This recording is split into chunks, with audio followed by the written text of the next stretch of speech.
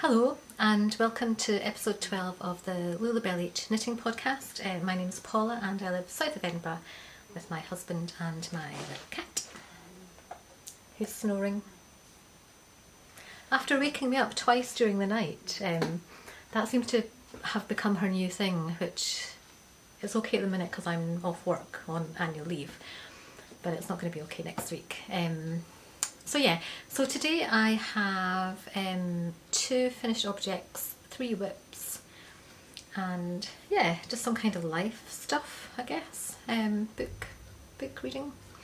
So I'll just it's probably going to be a shortish episode, it might not even be a full hour, but yeah, I'll just go on. So my first 2 finished objects are the Peacock tea by Lene, Holme, Samsøe. So I've made the Peacock tea once before. God, I really can't remember. Have I made it before? Was this the first one? It might just have been a whip in my last episode. Anyway, so this is the Peacock tea. I'll try and turn to the light today so you can see it. So I just love this detail, the yoke detail. It's really easy to knit and it's really fun to knit, and you just get this amazing kind of peacock feather pattern design. So I really love the Peacock tea design. Like I say, it's really fun to knit, and so this is knitted in Drops Belle navy blue, and my second finished object is also Peacock tea in cherry. So I'll kind of just do them together. So I don't think I'd started the cherry. I had the yarn. So the yarn is a mix of cotton and linen, and there's another fibre in there as well, which I don't remember. So this is the, again, I'm trying to kind of hold stuff to the light better. This is the cherry, Drops Belle cherry, Peacock tea, and I think you can see they're really lovely. They feel really nice to wear, and I don't have many summer tops in my wardrobe, handmade summer tops in my wardrobe. I have some tops that I've sewn, but yeah, I wanted to kind of branch into, because I have so many jumpers now, I wanted to branch into knitting summer tops.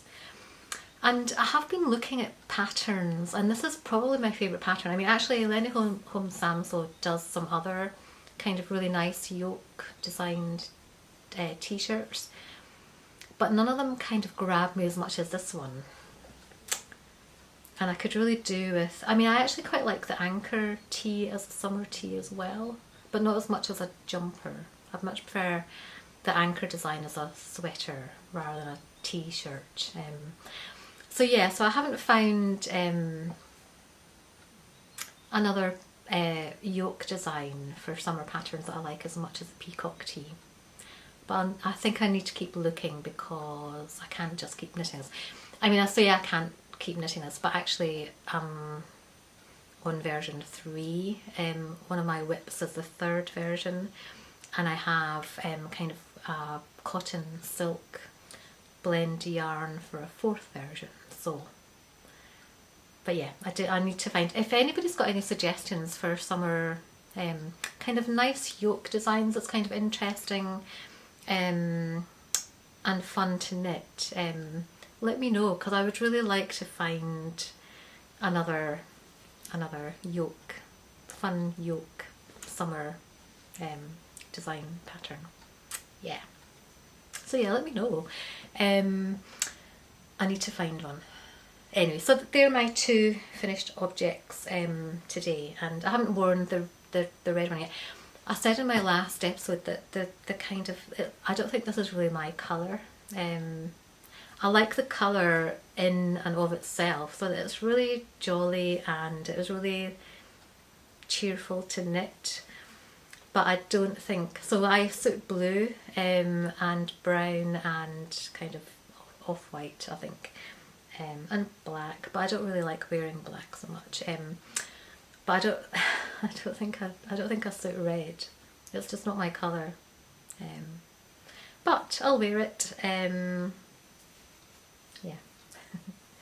So that's the cherry red peacock. So I'll just get into my whips now. I should maybe say, so the name of the podcast, Belle H, that's not my nickname, that's Meg's nickname. So can you see her? She's got her head upside down. She's so cute. She's so cute. Yeah, so Belle or Lulu is Meg's nickname, and that's the name of my Instagram account as well.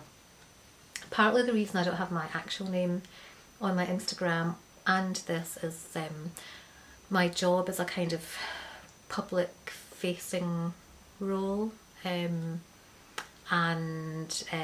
I don't want people I work with to be able to kind of search and find me on social media, so that's why. But most things are about Meg anyway, so she's so cute. She's so cute. Anyway, I think my favourite sound is Meg snoring on a kind of really quiet day, when I'm also might be kind of just reading or having a kind of snooze myself. It's so relaxing to hear Meg snoring.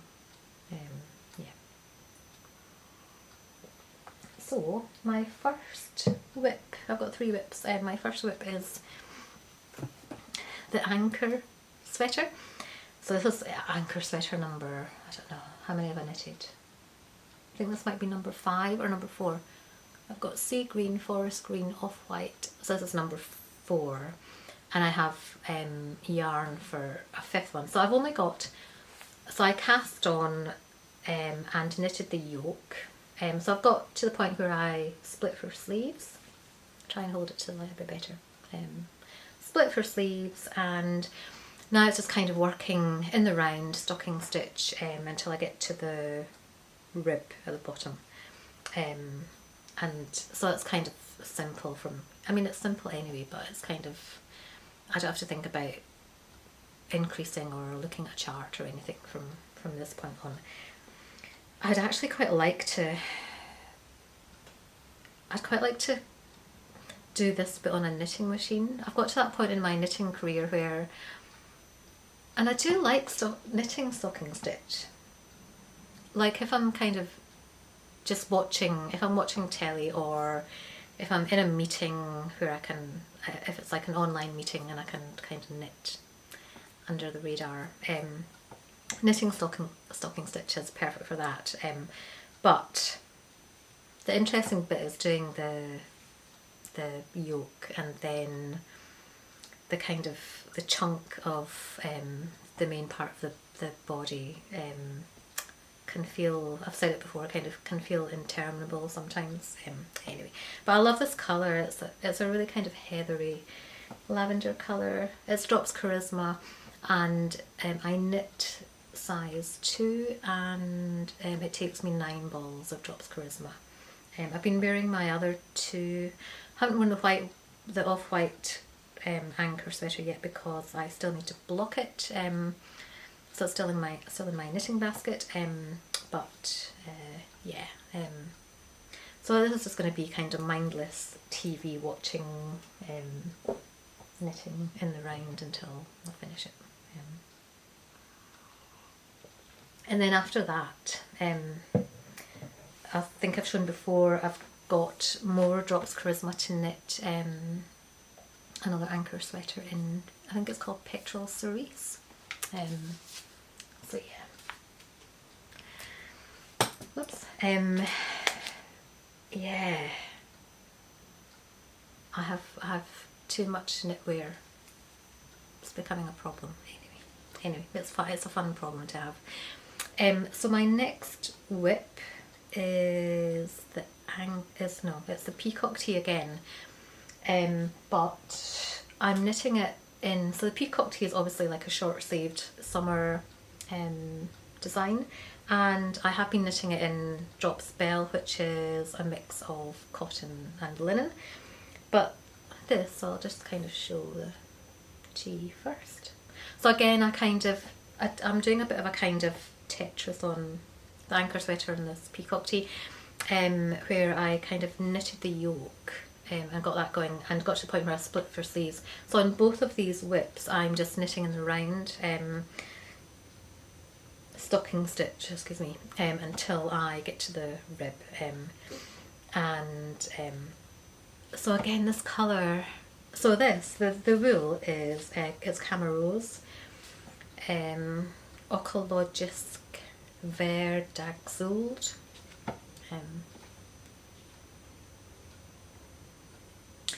And the colour, so I ordered it from Loop London online, and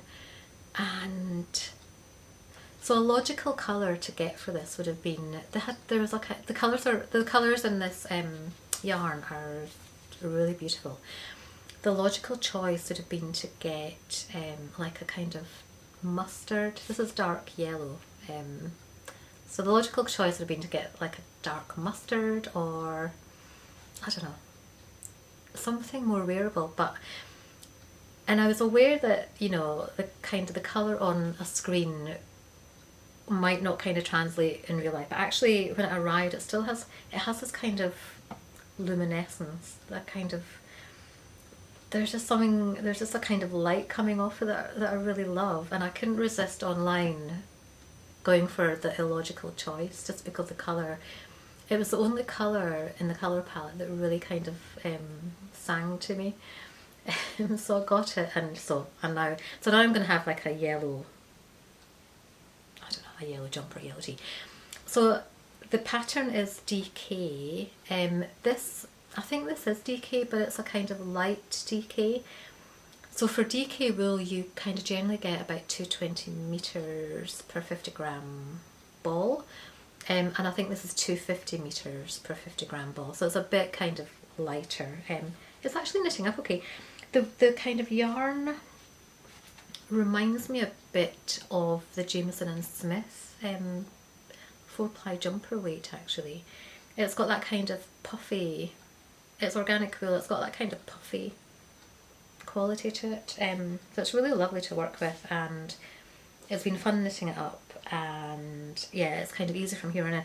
I actually thought, so I worked out that meterage, because I knit size 2, so meterage I could have bought 5 balls of wool to make the t-shirt, but I bought 6 balls of wool because I thought, so again, you come to this kind of, it's like an oxymoron of, is it cold enough to have short sleeves, or is it warm enough to wear wool? So this is pure wool, and it's meant to be a t-shirt design.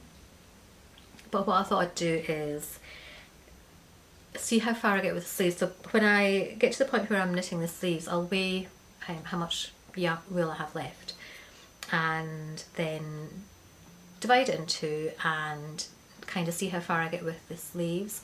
So I might be able to get 3/4 length sleeves out of it. I almost kind of went online again and bought, they only had 1 ball left in stock. I almost bought the final ball to make it into like a full length sleeves, and then I thought I'll just do what I have with what I have for now, and if I knit it again and want to knit this as a jumper and not a t-shirt, then I'll get enough wool at that point in a different colour to knit a jumper. So that's what I'm going to do. So I'm hoping to get 3/4 length sleeves. So it'll be a kind of light 3/4 length jumper, kind of spring, kind of cool summer jumper. But the wool is really beautiful, and yeah, like I said, I've been kind of working on them in tandem and just picking them both up at different points in the day and just kind of continuing to knit. But again, the peacock design, it's so simple to knit, and I think it's so effective and clever. I really like it. Mix. Are you okay? Her claws are really long, and we have kind of, look how cute she is. We do clip her claws occasionally, But she's so willful. It's everything with Meg is a bit of a battle of wills, and she usually wins. She almost always wins. So as a result, she kind of, even when she's walking across the carpet, she sometimes gets hooked in the carpet. The other day, I was standing at the sink washing dishes, and I realised she was kind of under my feet, and there's the sink and the cooker beside each other, and there's a little gap, and she'd managed to kind of put her paw through the gap and then got a claw stuck on the door of the cooker. And she doesn't think to kind of retract her claws and then everything will be fine. She just kind of like keeps pulling. So I had to kind of try to fit my hand in to grab her paw and kind of unhook it and bring her again. Anyway, it worked. But she's she's just really funny. She's really funny. She's a character. So yeah, so that's my second whip. I think I'm okay for time. Yeah, okay. So my third whip, and the reason I brought it out, so it's not really a kind of, it hasn't been an active whip for a long time, and the reason I'm bringing it out now is because I'm kind of determined to kind of keep it on my radar and keep it live so that I can finish it. So it's I've shown it before and I've done nothing. I actually, before today, I really wanted to pick up at least the neck rib, and knit that. And I haven't, obviously. But it's the Evendoon Cardigan by Davies Designs. It's in this lovely kind of mustard colour. It's VikingGarn Alpaca Storm. And it's so lovely. I just love the colour. I thought I had the buttons in the bag along with the project, because I've got the pattern and the project and the leftover wool all ready to go, and I thought I had the buttons in there as well, and the buttons aren't in there. They're not in my button tub. The buttons were the starting point of the whole project, and they're this a really kind of lovely mossy, they match this colour perfectly. I don't know where they are. They'll be somewhere. Maybe they're in the tub. Anyway, so like I say, I'm kind of determined to at least get the rib done in this weekend. It's Friday today, so I want to get the rib done this weekend, and then the neck rib, and then I'll start on the button bands maybe next weekend. So I'm hoping to have this finished by the next time I record, because it's so lovely. I just I just love this colour, and I really want to wear it. So that's why I brought it out, to kind of hold myself accountable, and to, yeah. So that's pretty much all of my, well, that is all of my knitting.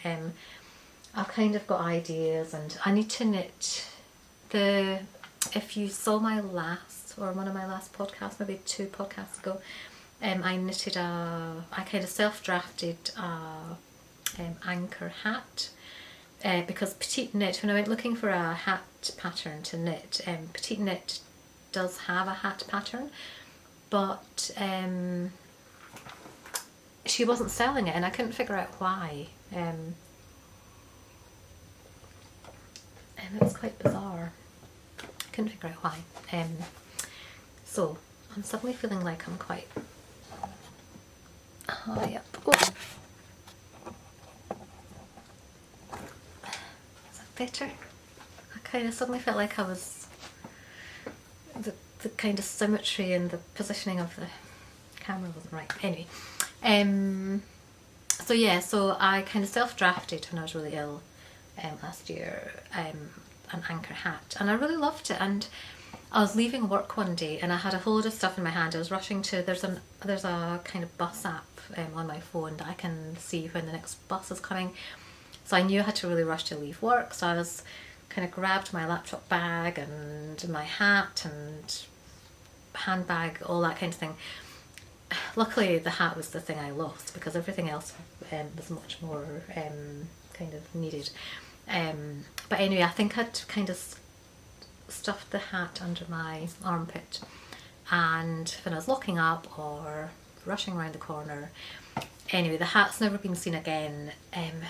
And so I'm not really kind of upset about it, because it wasn't perfect.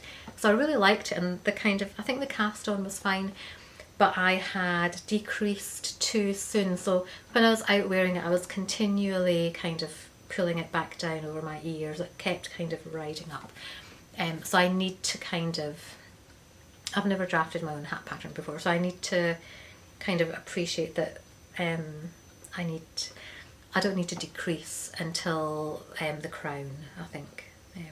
Yeah. So I got two balls of Drops Karisma, one in kind of like chocolate brown and one in petrol cerise. So I've looked for other hat patterns, because drafting your own hat, it takes thought, and sometimes, you know, I just want that mindless knitting. But I've looked for other hat patterns, and I've looked at like Petite knit and you know, Kate Davies designs and Isolde, and I just can't see a hat pattern that I like more than the Anker hat. And I really wish Petite knit was selling the hat pattern. I should maybe email into her company and just say, can I buy it from you? You must still have it, so can I buy it from you? And that'll save me doing my own maths. But anyway, if I can't, I will do my own maths and I'll reknit an Anker hat. I have two other hats which are Kate Davies design hats. They're a kind of slouchy hat, and I don't like a slouchy hat. I want a hat that just covers my head, and I don't like, I mean, so the hat, so I've lost one of the two hats I have, and well, actually now I've lost them both. I don't know where my other hat is. It'll be stuffed in a pocket somewhere, I hope. Yeah, so I need a new hat, and but I like a hat. I don't want a slouchy hat or a hat that's going to get too big, or yeah. My favourite hat pattern used to be, it was knitted in big wool, and I don't remember, it was a roan pattern. It was knitted in chunky wool, and it had ear flaps, and it had like cords that came down, and you could do pom-poms or tassel on the end. And that was my favourite hat for a long time. It wasn't the most stylish hat, so yeah. It wasn't the most stylish hat at all, but it did the job, and it was really warm, and it covered everything, and it fitted well. So, but anyway, yeah. So if I can, I'll redraft, or like I say, I'll contact Petite Knit and see if she's willing to sell me the Anker hat pattern. So yeah, I've been off work for 2 weeks. I'm going back to work next week, and I really wanted to. So my husband's away on tour at the minute, and he's been away for a month, or he will have been away for a month by the time he gets back next Wednesday. And so partly I kind of take time off because Meg hasn't been very well lately, so I kind of like to be at home for her. But yeah, I kind of also just felt like I really needed some downtime. Also, the band that my husband is working for, they were playing at the Usher Hall the first week I was off. So they played in Edinburgh at the Usher Hall last Tuesday. Yeah. And then they had a day off the following day, so it meant I would meet him there, see the gig, he'd have a day off at home the following day, and then I'd take him back to the train station on the Thursday. But actually, since he's been away, there's been a lot of kind of, you know, those really kind of awful life things that just happen sometimes. And so kind of, I feel like on the back of, so my dad was really ill, and Meg was really ill, and they kind of happened simultaneously, so I was a bit stressed by that for a while. Anyway, touch wood, they're both stable now, and ticking over, which is great, and alive, which is the main thing.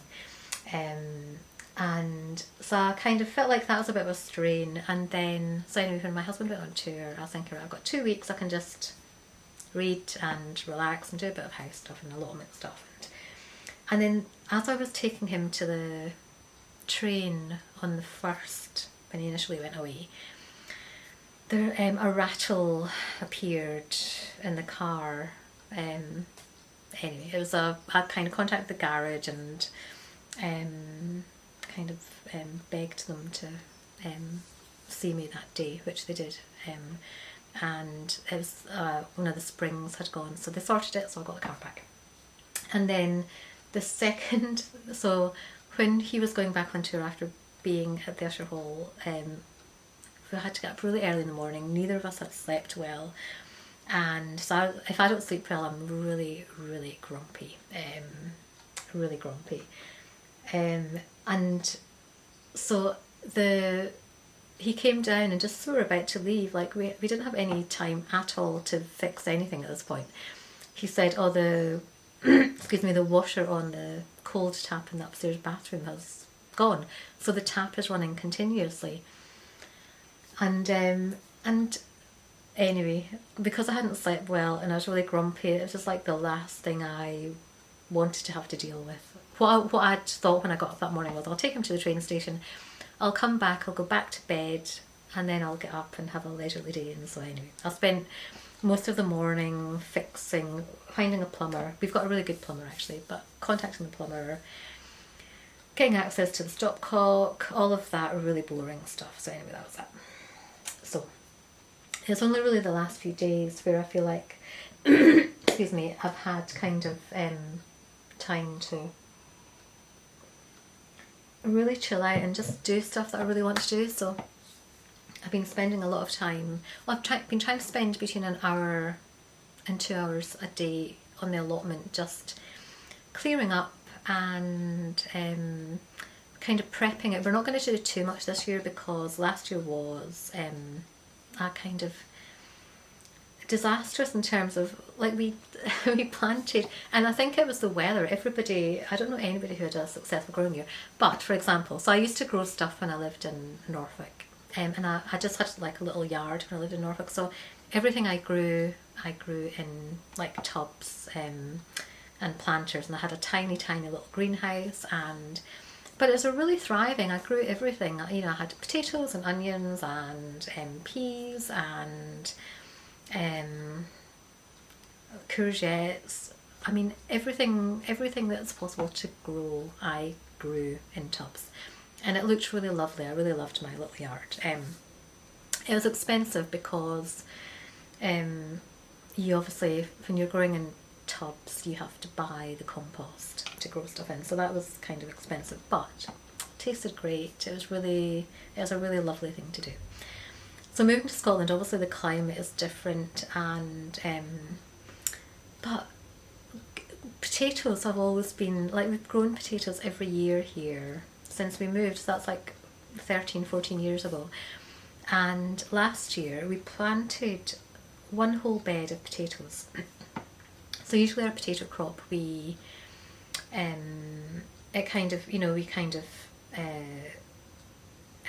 gather the potatoes and dry them and store them properly, and they kind of last through until they start sprouting again in kind of February, March, and then they become inedible. So our kind of potato crop lasts us all winter. But last year, so we had planted some first earlies, red potatoes, I think maybe Duke of York, something like that, and then we always plant CaMaRose Piper as our main crop. They're really good as roast potatoes. So most of the bed was CaMaRose Pipers, and when we went to, so we dug up some of the first earlies, and they were really delicious, and we thought, that's great, we've got, you know, we're kind of started with our potato harvest. And then we were making dinner one day, and my husband said, I'll just go around and dig up some potatoes for our roast dinner today. So off he went, and he was off for longer than he should have been, and he came back finally and said, there are no potatoes in the bed. And I was like, what do you mean there are no potatoes? That's impossible. How can there be no potatoes anywhere? So he dug kind of in various points all over the bed, and sorry, cut out there because it reached the maximum recording time. Yeah, so there were no potatoes in the bed whatsoever, and I kind of couldn't believe it. And at the next kind of opportunity, went round and kind of did a bit of digging myself, and there were, even though like, you know, they had grown, the stalks had grown and flowered and died back, and so the whole normal growing process had happened, but there was just no potatoes. And initially we were thinking, has something eaten all the potatoes? But there was no evidence of any potato growing whatsoever. So that happened, and then we had in the greenhouse we had tomatoes, and so what we'd done the year before, when it got to the end of the tomato, it was a really slow growing season, so the tomatoes hadn't really kind of ripened in the time that they should have. But there were tomatoes on the plant, and so what I planned to do was, so I looked at it all one day and I thought, right, what I'll do is what I did last year, which is gather all the unripe tomatoes, put them in a brown paper bag, put them in the cupboard, and then like the year before I just every day gone to the bag, and by that point 1 or 2 tomatoes had ripened, and so I usually have tomatoes for lunch every day, and I ate the lot. And so anyway, 2 days after deciding, okay, I'm going to harvest all these tomatoes and put them in a brown paper bag, I went to harvest them, and I walked in, and initially I thought somebody had gone in and vandalised the place, because so they were in grow bags on the floor, and my husband had kind of strung them up in the greenhouse, and I think there were 3 bags, so there must have been about between 9 and 12 tomato plants, and they all had fruit on them, they all had tomatoes on them, but not yet fully ripe. And it looked like somebody had taken a pair of like scissors or secateurs and kind of cut the stalks, the vines, and so they were all on the ground, and there were no tomatoes anywhere. And I had some kind of pots that I was growing kind of on a shelf with various kind of seeds, nothing of which had come to fruition, and they had been knocked over. And like I say, initially I really thought somebody's come off the road and vandalised it, or a deer had got in, but that seemed unlikely because the door was, we've got deer here all the time, but the door was closed, and a deer, I don't think a deer would have done that. Anyway, we kind of then found a burrowing hole, so something had burrowed in, and our seed packets were everywhere, so we had our seeds in a kind of little box, and they had been scattered everywhere, and kind of the packets had been chewed and the seeds had been eaten. So we discovered we had some kind of burrowing animal had come in and had eaten every single tomato. So I've got tomato plants around there. So like I say, that was a very long kind of story about the fact that we're not going to do much this year. We're just going to try to tidy the place up. We inherited the allotment from a kind of really old guy called Des, who was really sweet, and he just got too old to be able to manage it any longer. And so all we want to do this year is tidy the place up a bit, and kind of I've been kind of going around and cleaning everything. I dug over a bed the other day and found some onions that we'd missed last year, so that's really good, and a chive which I had in my lunch, which was really lovely. And yeah, so we just want to kind of keep it simple this year. We'll do potatoes and tomatoes. My husband might do chilies. We made amazing chili sauce a couple of years ago, sriracha, and just a kind of general kind of chili sauce. So I think that might be all we do this year. So it's, yeah, we'll kind of keep it simple, prep the beds and prep everything, cover up the beds we're not using, and just kind of try to build it up from a kind of good starting point.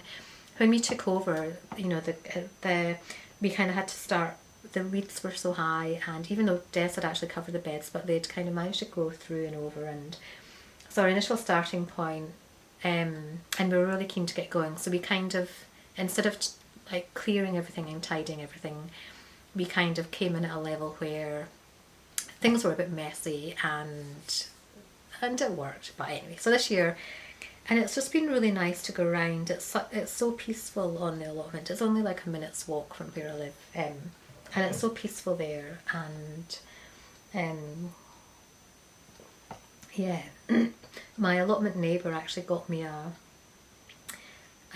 he dismantled his brother-in-law's shed, and so that's round there ready to be put up. We had talked about building a duck pond with our allotment neighbour for wild ducks, which would be nice. But anyway, we'll like that might be 2 or 3 years away. We'll maybe get the shed up this year, maybe not. But yeah, we're going to keep it simple. And otherwise, I've been kind of reading a bit, and what else? The gig was really good. It was really nice to go to the Usher Hall. It's quite a good venue, and so the drummer, my husband works for a band called Ash, and the drummer Rick lives in Edinburgh with his family, so we're good friends with them, and I've mentioned Willow before, she's 10. And so Willow and I kind of often buddy up together, and so when we were at the gig, my husband said there was me and Willow and Rick's wife Noosh and his other daughter Freya and his brother Mike, and so my husband said there's probably not enough room, because when I'm at a gig I usually go into the sound booth with my husband, or I hang about backstage, but there wasn't enough room for us all to go in with him.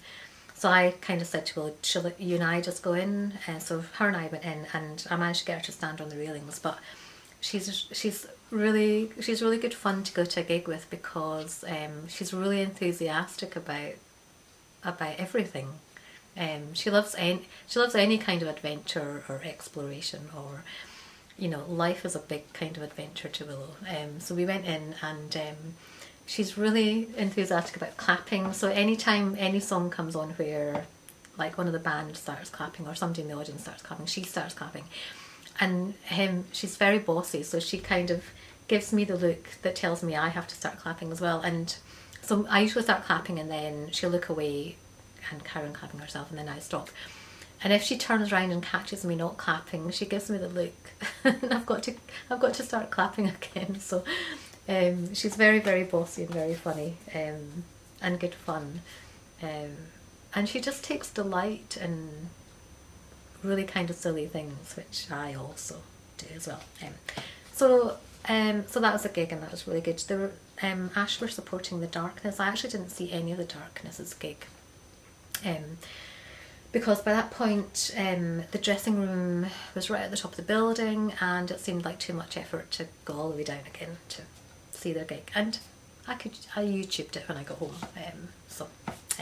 So I finished reading, I've been trying to read a book a month, which is, you know, I do appreciate it's not enough, it's not much, and I should be reading more. Anyway, I've set myself a really low bar of 1 book a month, and I'm just about keeping up with that. So I finished Orbital by Samantha Harvey, and so I can see why it won the Booker Prize. And you know, so it's a really slim book. It should have taken me ages, but actually it took me probably about 30 days, and the reason for that was I just didn't feel the urge to reach for it. It wasn't an absorbing enough world that I wanted to kind of drop into it. So like I say, you know, I can see how it won the Booker Prize, and I also think it's like really profoundly important. The kind of philosophical and existential comment that the book is making, I think, is profoundly important, especially at the minute, with the state of the world and humanity.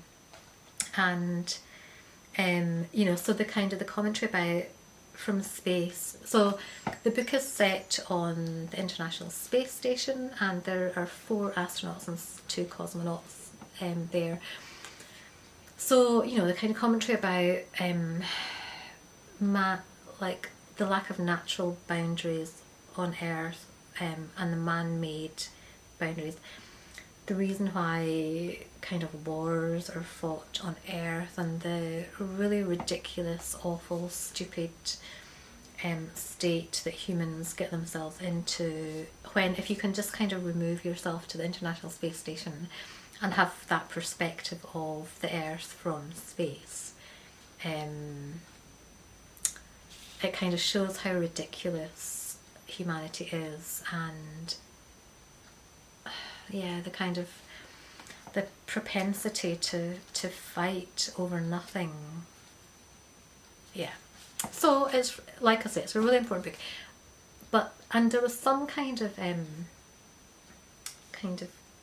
little sub stories about each of the 6 cosmonauts, but not enough. And it also, even for a slim book, it actually got to the point where it felt quite repetitive to me. I got the message pretty quickly, but it seemed to kind of. So I think the International Space Station goes round the Earth 16 times in one Earth day, and it almost felt a bit like that to me, and the writing felt a bit like that to me. It kind of felt like I get the point, and for a short book, I kind of felt it shouldn't have felt that repetitive for such a short book. Anyway, but it could also just have been I wasn't in the mood for this book. I am quite if I'm in the right mood for a particular thing, I really relish and enjoy that thing. And if I'm not, it's a struggle for me to kind of continue with it, even though I usually do, just to finish it. So all that to say, it's a great book. It's a really slim book. It's an important book, but my reading experience of it just wasn't quite there. So after that, I thought I'd kind of change it up entirely, and so then I started to read 5 Little Pigs by Agatha Christie. Never actually read an Agatha Christie book before, and I'm not really enjoying this much either. Maybe it's just me, I don't know. Maybe, what am I looking for at the minute? Something else, I don't know. So it's the first time I've read Agatha Christie. I usually just watch the TV adaptations, and they're okay. You know, if you're looking for something kind of easy and not very challenging, and it's a good story, then yeah. But I find the writing, it almost kind of, and maybe it's just of its time, but it kind of feels a bit like, it's almost like a writer making notes on how they want to write a book, or kind of laying out the plot so that they've got a reference point for actually writing the book. So it's just not my style. I must be about a third of the way through. I just got it second hand. I've got it from World of Books. I didn't order it new, and I'll probably put it back into some book bank somewhere when I'm finished with it, if I finish it. I am really struggling. That's just, yeah. Anyway, so that's my reading. I've actually got books that I do want to read, and maybe I should just ditch the Agatha Christie and move on to that. I don't know. Might just be me. Right, I think that's pretty much everything. Thanks for watching. If you got this far, thanks for watching, and see you next time.